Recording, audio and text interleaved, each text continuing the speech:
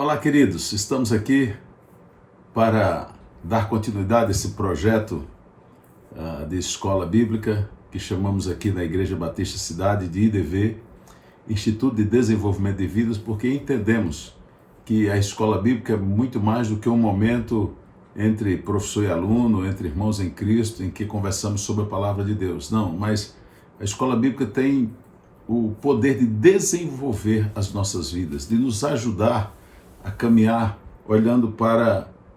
melhor, olhando para grandes homens, grandes mulheres que a Bíblia deixa como exemplo para todos nós. E hoje então nós vamos falar sobre um desses grandes homens de Deus chamado Neemias. Neemias foi muito especial. Neemias, num tempo de muita necessidade do povo hebraico, dos israelitas, Neemias é o homem que se pôs na brecha, Neemias é o homem usado por Deus para então trazer o coração do povo de volta para o Senhor. E é muito interessante quando estudamos a vida de Neemias, nós compreendemos que grande líder realmente ele foi. Um homem que nós, quando olhamos para ele, entendemos de forma clara as etapas de um homem que Deus usa como líder, as etapas da liderança, os detalhes utilizados por Neemias, a estratégia que ele usa então para fazer com que o objetivo dele seja então atendido. Então, quero convidar você a meditar comigo sobre o líder e a reavaliação. Em todo o processo de liderança, é muito importante nas etapas dele, pararmos um pouco e reavaliar. Isso tem acontecido comigo nesses 17 anos e meio, quase 18 anos, quase chegando à maioridade da Igreja Batista Cidade. Desde as primeiras reuniões, desde a primeira reunião na casa do irmão Manel Aureliano, com aquele grupo base formado por Manel Sueli, Amós e Nalva, Eli e Túlia, eu e a Nilza. Depois com a chegada do irmão Elisafá, pai do pastor Elisafá. Desde aquelas primeiras reuniões até o primeiro culto público, quando acontece já na nossa casa, ali em Ponta Negra. A mudança para Salgado Filho, quando então nos estabelecemos ali. E depois, cada mudança que aconteceu até chegarmos onde estamos hoje, a gente para e a gente reavalia. E a gente olha e não olha para os erros que cometemos com tristeza, não, mas olha para os erros que cometemos para aprender a não cometê-los mais. E então, quando olhamos para a vida de Neemias, esse homem de Deus, e vemos como ele construiu tudo, como ele planejou, como ele elaborou para que o objetivo final dele, que era um objetivo duplo, fosse atingido. Então, como ele foi sábio, como ele foi um homem de Deus nessas etapas tão especiais. É muito comum acontecer que quando lideramos ou fazemos parte de um projeto de trabalho, seja lá o que for, seja na igreja, seja fora da igreja, muitas vezes nós perdemos o foco da visão central, porque nos envolvemos com pequenos problemas, com coisas que roubam, são verdadeiros ladrões de focos, eu vou chamar aqui, e a gente acaba então, por uma coisa mínima, desviando o foco e deixando de atingir o objetivo maior. Então, uma etapa muito importante é exatamente a etapa da reavaliação. E como eu disse aqui, então, Neemias tinha um objetivo duplo a ser alcançado. O primeiro era restaurar no coração do povo o nacionalismo. O povo, no cativeiro, perdeu o amor ali pela terra. Lógico que no coração de alguns havia centelhas, havia isso, mas Neemias é o homem usado para reacender no coração dos israelitas, então, esse nacionalismo e restaurar a vida espiritual do povo que estava jogada por terra. Isso é muito interessante. Então, eu quero analisar com você aqui as atitudes tomadas por Neemias para garantir a concretização da missão que Deus lhe confiou. Então não desliga, continua conosco. E o primeiro ponto é reavaliando a liderança nacional. Meus queridos, a reconstrução dos muros de Jerusalém era apenas a primeira etapa de um projeto muito maior, de um projeto ambicioso, de um projeto grandioso, que visava, antes de tudo, reacender no coração do povo a chama do nacionalismo israelita. Reacender nas famílias de Deus, do povo de Deus, o desejo não apenas de voltar à terra, mas de amar a Deus. E esse é o principal motivo que leva, então, que precisava, melhor dizendo, que fosse construída dentro dos padrões de Deus, orientado por Deus, uma liderança, uma equipe confiável, uma equipe que amasse o Senhor, uma equipe que desejasse caminhar com o líder na mesma direção para atingir o mesmo objetivo. Então, queridos, nessa etapa de reestruturação da cidade, era necessário um administrador para Jerusalém, a principal cidade, então, israelita. E o homem escolhido para liderar administrativamente essa cidade é Hanani. E Hanani era irmão de Neemias. Se fosse hoje, então, Neemias seria acusado de nepotismo, com certeza. Mas havia razões, motivos claros para que Neemias optasse pela escolha do seu irmão para ser o administrador da cidade. Por exemplo, quando Esdras sai do exílio, quando ele volta, então, trazendo consigo um pequeno grupo de remanescentes, como diz a Bíblia, Hanani, movido pelo seu amor, movido pelo seu desejo de servir ao Deus verdadeiro, ao Deus poderoso, deixa a Babilônia e tudo que ele havia construído lá e volta então para a terra.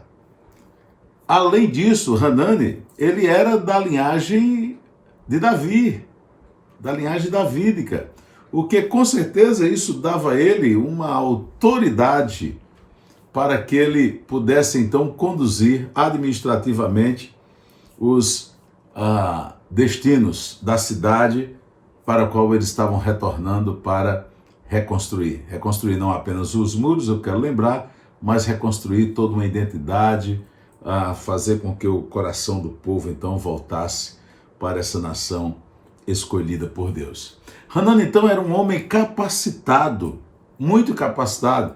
Após os conflitos registrados no livro de Esdras, no capítulo 4, versículos 23 e 24, os judeus confiam a Hanani a importante missão de voltar para a Babilônia, de voltar à Babilônia, melhor dizendo, e interceder em favor de Israel, que se achava numa situação crítica demais, segundo Neemias, capítulo 1, versos de 1 a 3. Então, Hananias, ele era esse homem capacitado, e então o seu irmão Neemias não teve dúvidas, creio eu, de escolher ele para ser o administrador. Hanani, então, é um homem íntegro. Hanani, olhando para a confiança que Neemias depositava nele, nós podemos, e olhando para o texto sagrado, concluir que havia uma formação moral e espiritual que dependia de Deus, que era segundo a lei de Deus. Ele foi criado junto com Neemias, tá? E Neemias o conhecia, e isso era suficiente para qualificar Hanani, para que ele assumisse a parte administrativa, então nesse retorno, nessa volta para casa, nesse momento tão especial na história do povo de Deus. Mas além de um administrador para Jerusalém, né, e foi feita essa escolha de um homem capacitado, do Hanani, tá? Neemias viu, como um homem visionário que era, a necessidade de um comandante para Jerusalém. E a escolha recai sobre Ananias. Ananias era um homem temente a Deus.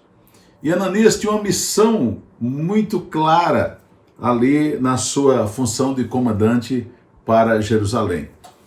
A proteção externa da cidade estava praticamente resolvida. Os muros estavam praticamente concluídos. Então, mas no coração de Neemias havia uma outra preocupação. A preocupação agora com a parte de dentro dos muros. Muitas famílias que haviam voltado ali, famílias importantes, estavam envolvidas em intrigas.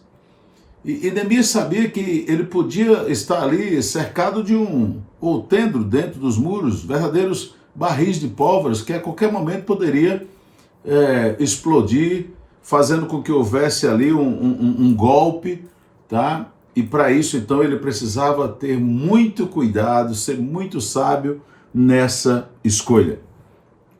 E com sabedoria dos céus, Neemias, então, escolheu um homem piedoso, um homem de oração para comandar a guarda metropolitana de Jerusalém.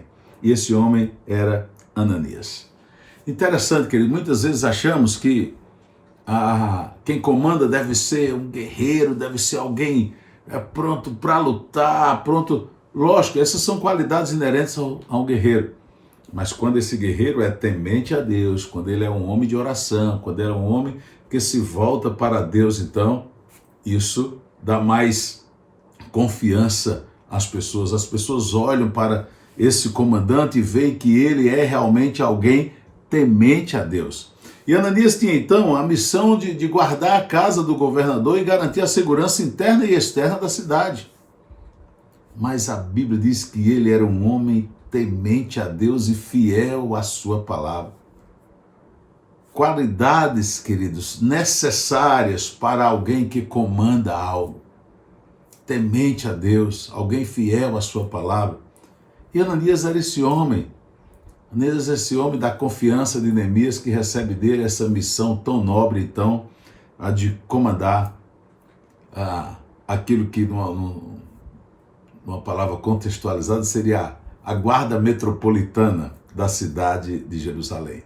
E Ananias dá conta do recado. Glória a Deus por isso. Como nós estamos estudando hoje sobre o momento de reavaliação na caminhada de um líder, de um bom líder, assim dizendo, um líder segundo o coração de Deus, após estabelecer o administrador para a cidade, o comandante para Jerusalém, Neemias identificou que era necessário treinar essa liderança. Treinar o povo dele para que a obra fosse então adiante, para que a obra avançasse, para que tudo então acontecesse. Uma vez então definida essa equipe, definido o papel de cada um, segundo está em Neemias capítulo 7, versículos 3 e 4, Neemias estimulou-os para que exercessem suas funções sem interferir no estilo uns dos outros. Organizava o povo para que ele pudesse então trabalhar com liberdade, mas seguindo as orientações. Veja o que diz Neemias capítulo 7, versos 3 e 4. E lhes disse: não se abram as portas de Jerusalém até que o sol aqueça, e enquanto os guardas ainda estão ali, que se fechem as portas e se tranquem. Ponham os guardas dos moradores de Jerusalém, cada um no seu posto diante de sua casa. A cidade era espaçosa e grande, mas havia pouca gente nela, e as casas não estavam edificadas ainda. Então, diante dessa situação, a orientação é que o povo fosse organizado da seguinte forma: guardiões da porta. E para isso caberia aos levitas e aos cantores do templo a tarefa de abrir os portões da cidade, após o dia estar bem claro, e fechá-los antes do anoitecer. É muito interessante isso, não apenas abrir e fechar, mas também vigiar. Eu tenho visto nesse tempo algumas pessoas se auto-intitulando levitam porque cantam, né, porque participam de algum momento de louvor na igreja, aí diz: eu sou levita. Você precisa conhecer mais as funções do levita. O levita não apenas... Esse é um texto que mostra claramente que ele não era apenas as pessoas que cantavam, não eram apenas cantores do templo, não, eles tinham trabalho.